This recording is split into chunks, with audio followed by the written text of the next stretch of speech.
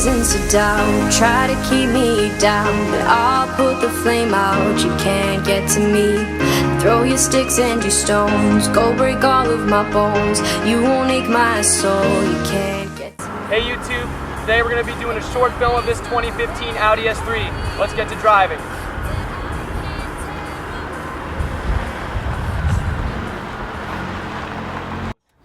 Alright guys, what's going on? This is Chris and we're here in a 2015 Audi S3. You may recognize my friend Jerry here from the 2012 Jeep SRT8 video. However, we are in a completely different car from that. Jerry, do you want to tell them what we're doing in this car? So the last snowstorm we had here in PA, I blew out the drivetrain, and soon after that the transmission started having some major issues, and I brought it to a dealership and they said it was going to be 13 grand to fix it. And then at that point I was just like, you know what, screw it, I'm going to go out, get rid of the thing and get something new. At the time I had no idea what I was getting. Jared, who's in the back seat right now, actually told me to go S4 or an Audi S car, and then, you know, my sales rep down at Audi of Devon just really hooked me up with a great deal on this, and best decision I've made so far as cars go. Alright, let's drive around and see how this thing handles. Alright, so this car features several different driving modes, correct? Yep. Okay, so I'm just looking at the screen right now. It has comfort, auto, dynamic, and individual. What do those do differently? Comfort, well, so all 4 driving modes completely change the suspension, the steering, the transmission, and the engine, as well as the exhaust note. Comfort, I will never drive in. I absolutely despise it. I'm sorry, Audi, I just do. It kind of dumbs down the power. It dumbs down the transmission. The steering gets super loose. It just, I mean, it's for, you know, long road trips with your mom and your grandma, and you don't want them feeling any bumps. That's what that's for. Auto's kind of just the standard normal setup that most cars will come with. Dynamic is Audi's like sport driving mode. So with the dynamic, the suspension tightens up, the steering gets super stiff, the transmission, the RPMs kind of just shoot through the moon and they stay there. And the exhaust really opens up. Yeah, like the valves will stay open more? Yeah, it makes a really, really, really nice exhaust note. That's good. And then individual, you can kind of mix and match and set it to however you want. Alright, cool. And this also has a dual clutch transmission, correct? Yep, it's a 6-speed dual clutch. Oh man, that's awesome. And it is so much better than the Jeeps. So much better. Yeah, it's probably way better than the Jeeps is. Yeah. I mean, that was my biggest complaint with the SRT8, the 5-speed single clutch automatic transmission. It was miserable. And since I got this, transmissions have always been a big thing to me, and since I got this, I've just been absolutely in love. One thing, I've never really been a huge Audi fan until this vehicle. I definitely like it a lot more. I always thought their interiors they just all looked the same. I always thought their interiors were similar, but this, they definitely changed it up a lot more. The gauges were really nice. They're very you know, premium look. They have the boost gauge built in. They have nice air vent styling. You know, a lot of LED usage. Audi's pretty well known for using LEDs and, you know, bright lights. Everyone knows that. So it's definitely a really nice touch to the interior. There's a lot of brushed aluminum everywhere as well, which is pretty cool. Makes it a very sporty feel, very premium feel as well. Audis really like to, for some reason, dumb down what they say is the horsepower and torque. Like, they'll say this thing is 292 horsepower, 280 pound-feet of torque. Now, it has way more than that, just like every other Audi car for some reason. I don't know why they do that. Right, yeah, and you can definitely feel that when you're driving it. I mean, it doesn't feel like a car with sub 300 on either one. Yeah, I was gonna say. I have a G37. I got the, 328 horsepower, 269, so 270 torque. The torque on this makes my car honestly look, I don't know, whatever you want to call it, Pansy-ish, lame. Terrible. It makes it look like a little bitch. I don't know what else to say. And the good thing about, I mean, you know, 300 might sound kind of low to some people. I don't know why it would, but I mean, 300's like kind of like, I guess that's like, I guess a step up from like the standard at this point. But obviously this is a really small car, you have to remember that. So 300 for a small vehicle like this is very high power to weight ratio as well. And the fact that it's small means that it can handle extremely well, it can corner really well, and Audi's all-wheel drive system really makes that even more intense as well. You can attest to that, right? Yeah, absolutely. One more thing about the torque. Peak torque comes on at 1250. Remember that. Oh my God. It comes on extremely early, and it lasts all the way up to 5500. Right, and you really can feel that difference. The other thing, like, this car weighs 3,200 pounds, and yeah, the numbers are sub 300, but in reality, that it doesn't make for a slow car. Just tested yesterday with another friend of mine. We did 0 to 60 in 4.5 seconds. Oh man. Which is down from the Audi projected of, I want to say 4.7 or 4.9, but I mean right there you can kind of see that. You can see where Audi kind of dumbs down their numbers. And that's just, I mean, that's with another person in the car and not even really trying, so. Right, yeah, I mean, that's not crazy. launch control. I've yet to use launch control on this car. So that's just, matting it from 0, and, I pulled out a 4.5, so. That's crazy.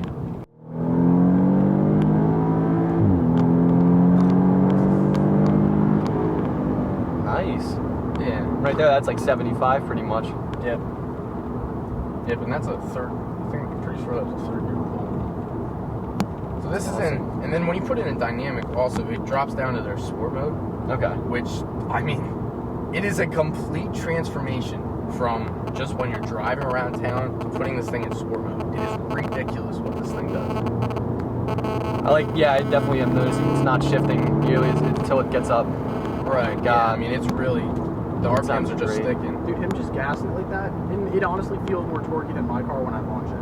It does. That's so weird. I don't know, like. I mean, it's just downshifted at 3,000. Yeah. So. That is awesome. And the sounds it makes, man.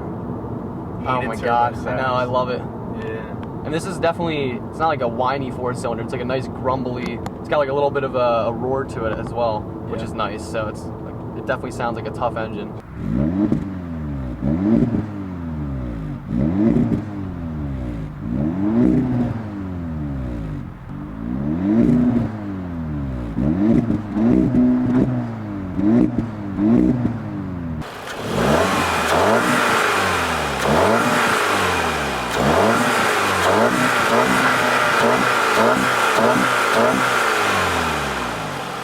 Okay, so we're gonna try a little bit of a launch here for you guys. We're on a pretty straight road, so we'll see what the car can do.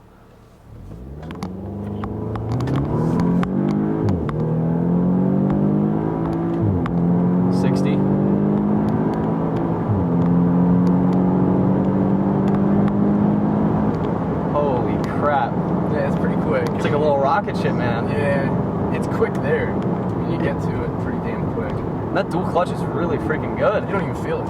You Yeah. don't feel the shift. And you don't. Nah, I mean, that's a feeling that I just love. I mean, that's like, even for when you're just cruising on the highway and you have a long road trip, I cannot handle a clunky transmission. And this thing, what Audi's done with this transmission is just, I mean, it's changed my outlook on German cars. And I'm glad that they decided to put it in. Even, I mean, this is their, I guess, entry-level sport car, Right. and they're putting a dual clutch in it. That's awesome, because I know there's plenty of automakers out there that aren't putting dual clutches in, and to be quite honest, there's no reason not to. If you're not going to have manual, you may as well put the dual clutch in. Right, yeah. What mods do you plan on doing to this car? I plan on APR ECU chipping it, which will bring my 0 to 60 down to like 3.6, 3.8. Oh, kind of just yeah, that's amazing. And I'm gonna throw an intake on it, and I'm gonna get another set of wheels for the summer. But I don't plan on really doing anything with the exhaust, just for warranty issues. Gotcha. But yeah.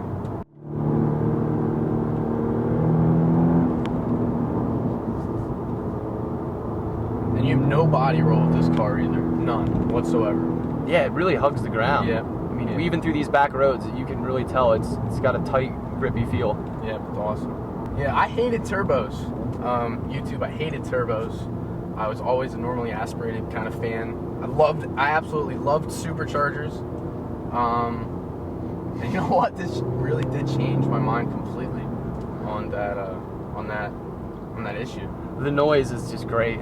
You can definitely, even in here with like a stock intake and everything, you can hear the turbo letting off, which is nice. Yeah, it's something that we're trying to just cruise, get good gas mileage. I mean, you just have to get on it every now and then. Yeah. It makes such a wonderful sound. And the suspension is definitely a very, very comfortable ride. Yeah. I can feel now that we're not in dynamic, it's a little bit fluffier, Yep. which is nice. Right. The one complaint that I have with it so far is it does have Brembo brakes on it, and with all Brembo brakes, they stop on the drop of a dime, but you have an enormous amount of brake dust, and it drives me insane. Builds up on the wheels. Yeah, I mean, that was the issue with the SRT8 as well. You would have two different colored sets of rims. Yeah, I mean, The front would be black and the back would be white. right, and I'm already seeing that issue with this. It's great. So the pads are going to have to go. I will be getting rid of them. I'm going to stick with the Brembo rotor, because I absolutely do. Brembo is, I mean, my favorite braking company, but when I have gray wheels on the car and my brake dust is making them black, it's just not something that I want to keep cleaning every 2 days because of. Something happens when you put the windows down and you're trying to listen to music. So you have it set at 20. Not too loud when you have the windows up. As soon as you put the windows down and it senses that there's wind, I'm telling you, they get loud. Like, the speakers like adapt. The speakers get louder? Yeah. I don't even know if that's like a thing, but it's awesome. What I told him was, my theory, you know how luxury car makers these days are piping engine noise in through the stereo? Yeah, the Now, sound actor or whatever. I think that's what People hate Volkswagen on them does. for it, but one of the reasons they do it is because the cabins are so insulated. Yeah, you that want to really hear the can't hear it noise. normally. Okay. It doesn't Yeah, make it yeah. okay, but whatever.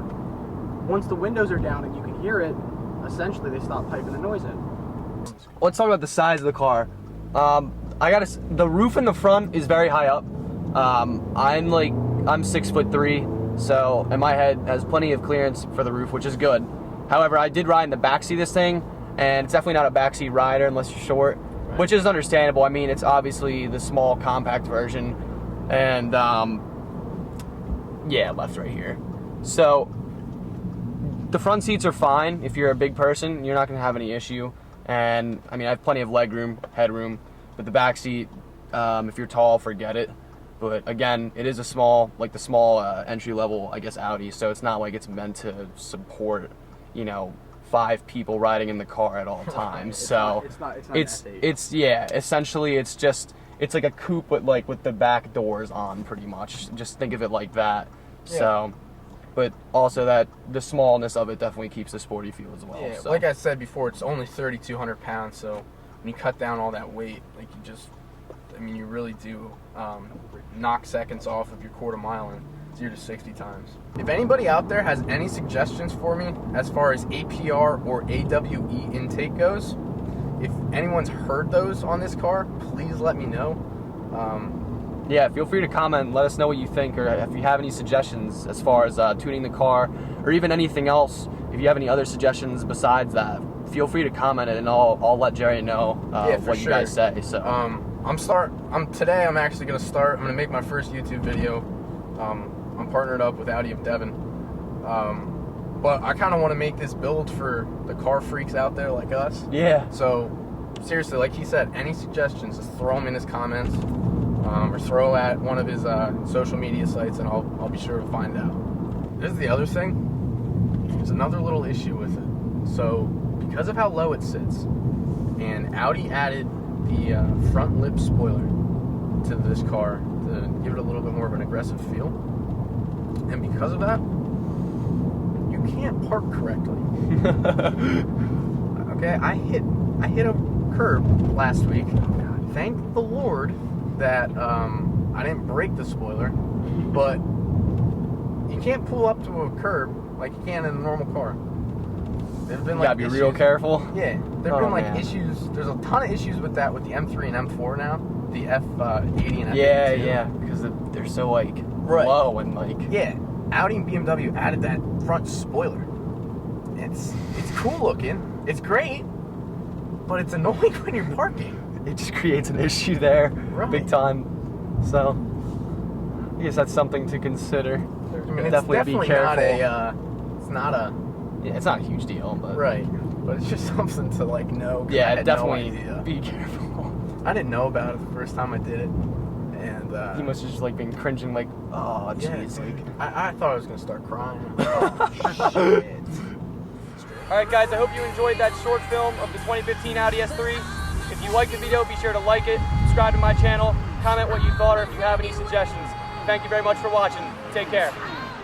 Anyway.